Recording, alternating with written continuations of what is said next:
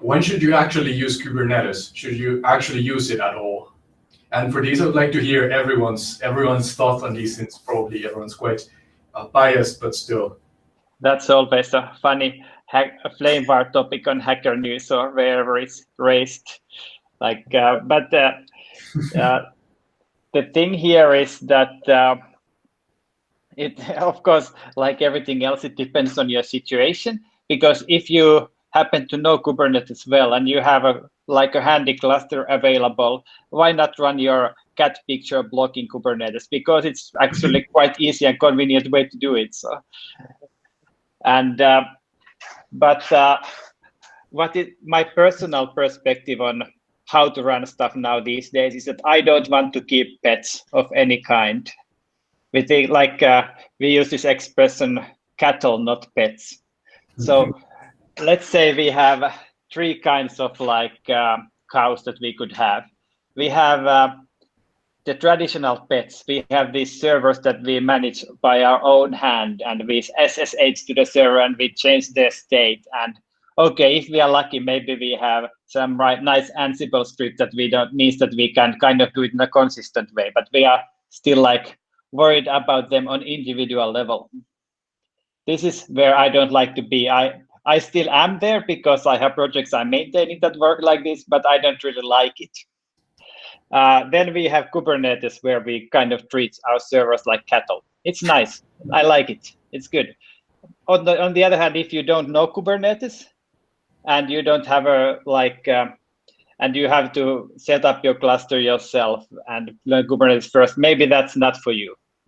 And there's the third alternative, which is like a platform as a service, let's say Heroku, or a new feature of Docker Compose, where you can run your Docker Compose setup as by Elastic Container Service in Amazon, or Dokku, which is kind of like your own personal Heroku clone, or even functions as a service. These are all like a third alternative, which is where you don't have cattle yourself. Even cattle yourself, you have somebody else taking care of cattle, and you kind of just go to them and buy the meat and milk from them.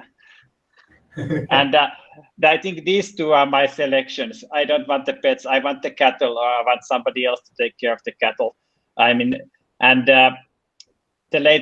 The part where somebody else takes care of the cattle, the PaaS alternative is for simpler projects. I would probably even go for that first if I don't happen to have a cluster handy for it already. Yeah, definitely. No need to complicate beforehand. That was very nice, Jukka. So I can kind of continue on that. So if you were to ask this question 5 years ago, then I would start to answer it in a different way. So as you all know, that Kubernetes is just not a single process by itself. There is a lot of servers involved. There is lots of processes involved, and so on and so forth. But the whole trend has changed in last 5-6 years. Lots and lots of open source and community, and as you see, and he presented all the metrics and so on and so forth. As you look at the CNCF, the foundation projects and so on and so forth, it's tremendous amount of growth. So definitely case by case. You don't want to run a very small thing, then you don't have to spin a Kubernetes cluster. But definitely if you were to choose something very similar to Kubernetes, I would definitely recommend Kubernetes here, because there is so much support on the internet. And as you see, if there is an error or something, then you just go and paste it in the internet. There's lots of answers and support and so on and so forth. So over time, things have evolved. This has, and as you see, a shift from the hosted Kubernetes to the next level, where it's very, very easy. You don't have to care. It's just a black box. You write some YAML files and just push it, and then you get everything working. And I also see that there is also CI/CD has also improved a lot around Kubernetes. Backup solutions and lots of things have really come around and has grown this ecosystem so well. And I would say that, yeah, as you see lots of production workloads, so I would trust this, the system itself. So definitely for very small things you shouldn't use, but on something similar when you consider, I would recommend this due to the less effort and the community support and so on and so forth. Yeah, probably the biggest selling point for Kubernetes is the community.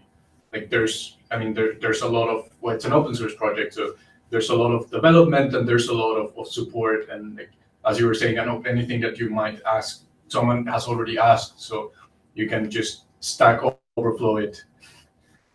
And Andy, I would like to hear what are your thoughts about it? Yeah, I don't have like too much to add in a way, since I really kind of Jukka took the words right out of my mouth with the cattle and the pet reference, honestly. Like there's a time and place for everything. So not really too much to kind of say than to really say that I agree with my previous experts' opinions. And I will also post a really funny Twitter tweet that I saw the other day about running your personal blog on Kubernetes, if anyone wants to watch that short video. It was very funny. But yeah, that's from me. Yeah, and then as Anoop was kind of building up, if you, as soon as your project starts scaling up, then if you have to choose which distribution to use or which container orchestrator to use, then Kubernetes has the backup of the CNCF. So it's not only the community, but then there's also some actual sponsoring behind it. So it's very well maintained. And Toni, you are our last expert missing to give an opinion. Yeah, actually, there's not much to add on this. I'm just laughing to this tweet now. So everybody look at that. Take a minute to go look at it, yes.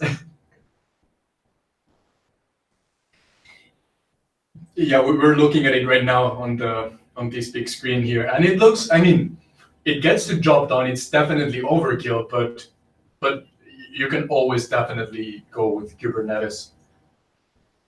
Yeah, and well, I did exactly that when I was learning to use Kubernetes. Of course, you need to put your new tech skills into use, and I put a multi-node cluster running WordPress, and that was the only thing that was running there. But I got some good learnings out of it and how to run stateless and stateful workloads on it.